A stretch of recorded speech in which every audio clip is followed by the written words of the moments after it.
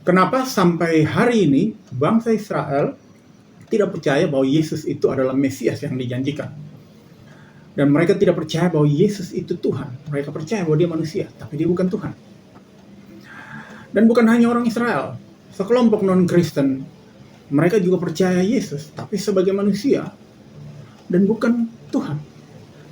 Bahkan dalam proyek misi mereka, sudah mempengaruhi sejumlah orang Kristen, pengikut Kristus, untuk meninggalkan Kristus dan mengikuti kepercayaan mereka. Nah, jadi penting untuk kita mengetahui apa benar Yesus itu Mesias yang dijanjikan. Kedua, apa benar Yesus itu Tuhan? Bicara mengenai Mesias, nubuatan mengenai Mesias ada kurang lebih 300. Mengenai kelahiran, kehidupan, kematian, kebangkitan, dan semuanya digenapi dengan sempurna di dalam kehidupan Yesus. Tapi hari ini saya hanya akan bahas satu ayat nubuatan mesianik. Mika 5 ayat 1. Ayat ini dipercaya oleh orang Kristen bahwa ini adalah salah satu ayat nubuatan mesianik. Bukan hanya oleh orang Kristen, tapi orang Yahudi juga percaya bahwa ini adalah salah satu ayat nubuatan mesianik atau nubuat mengenai Mesias. Karena pada saat Herodes mencari tahu di mana Yesus akan lahir, para pemimpin Yahudi kasih tahu bahwa di Bethlehem. Mereka tahu ya dari Mika 5 ayat 1 ini. Karena mereka mempercayai bahwa ini nubuatan mesianik. Nah, jadi dikatakan di sini Mesias lahir di Bethlehem. Kedua, Mesias itu sudah ada sejak purbakala. Nah, untuk kita mendapati makna yang lebih kuat dan lebih dalam, kita akan kupas dari bahasa aslinya. Purbakala itu bahasa aslinya itu olam. Bisa berarti dunia, bisa berarti purbakala, bisa berarti kekekalan atau kekal. Di dalam Mika 2 ada kata kekal di sana, itu berasal dari kata olam.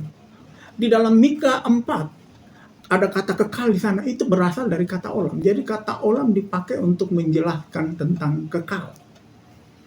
Oleh karena itu, jika kita menggunakan kata kekal di Mika 5, itu tidak ada masalah. Dan untuk orang Yahudi pun mereka menerima itu. Bisa diterjemahkan sebagai kekekalan atau kekal. Jadi, kalimat ini di Mika 5 ayat 1 ini, bagian B bisa berbunyi, yang permulaannya sudah sejak kekekalan. Dia sudah ada di dalam kekekalan. Bicara kekekalan, bicara sesuatu yang ilahi. Yaitu bicara tentang Allah. Sang pencipta. Karena hanya sang pencipta, Allah sang pencipta saja yang kekal. Segala ciptaannya tidak ada yang kekal. Tidak ada yang abadi. Semuanya fana. Jadi dijelaskan di sini, Mesias yang dinantikan itu lahir di Bethlehem dan Mesias itu adalah Allah. Dan ini tergenapi dengan luar biasa, dengan sempurna dalam Yesus. Karena Yesus lahir di Bethlehem. Kedua, karena Yesus itu adalah Allah yang menjelma menjadi manusia. Di dalam Yesaya 9 ayat 5 dikatakan bahwa Mesias itu adalah Bapa yang kekal, Raja damai. Bicara sekali lagi, bicara kekekalan, bicara mengenai Allah. Jadi Yesaya 9 ini sedang memberitahukan kepada kita bahwa Mesias itu adalah Allah. Di dalam Lukas 2 ayat 11 dikatakan pada hari ini telah lahir Kristus Tuhan di kota Daud. Artinya yang lahir di Bethlehem itu bukan hanya manusia, tapi dia adalah Allah juga. Nah, terus kenapa orang Israel sampai hari ini mereka tidak percaya bahwa Yesus itulah Mesias yang dijanjikan? Firman Allah berkata, umatku binasa karena tidak berpengetahuan. Kenapa mereka menolak? Karena mereka tidak mempelajari pengetahuan ini dengan baik. Artinya akhirnya mereka seperti tidak berpengetahuan. Dan hari-hari ini kita lihat di YouTube bahwa beberapa orang Israel yang sudah bertobat, mereka melakukan penginjilan di jalan-jalan Israel. Mereka menjelaskan dari kitab Yahudi, dari Tanakh, tentang Mesias yang akan datang. Dan mereka mengarahkan kepada Yesus. Dan mata beberapa orang Yahudi mulai terbuka dan mereka menyadari bahwa Mesias itu adalah Yesus. Dan karena pengetahuan ini disampaikan, mereka miliki pengetahuan dan mereka terlepas dari kebinasaan. Mereka keluar dari kebinasaan dan masuk ke dalam kerajaan Allah yang penuh dengan kemuliaan. Dengan percaya kepada Yesus. Hari ini mereka sudah percaya kepada Yesus. Sejumlah orang Israel sudah percaya kepada Yesus. Terus bagaimana dengan saudara-saudara Kristen kita yang sudah meninggalkan Kristus? Mereka meninggalkan karena mereka hanya memiliki Kristen sebagai agama warisan tanpa pengetahuan yang cukup. Mereka tidak tahu mungkin tentang ayat ini.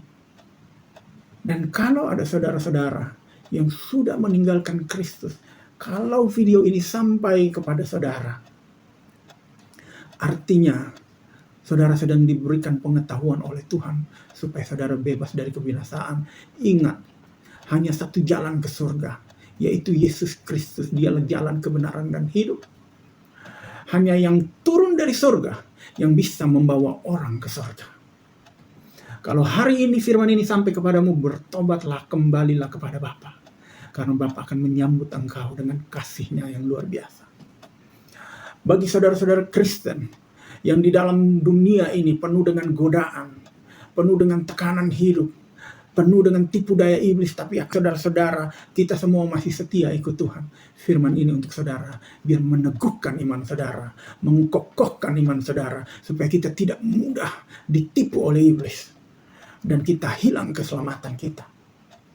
Jika firman itu memerdekakan engkau, engkau benar-benar merdeka. Jika firman ini menguatkan engkau, engkau benar-benar kuat. Jika firman ini mengokohkan engkau, engkau benar-benar kokoh. Jika firman ini menyelamatkan kita, maka kita benar-benar selamat. Tuhan berkati kita semua.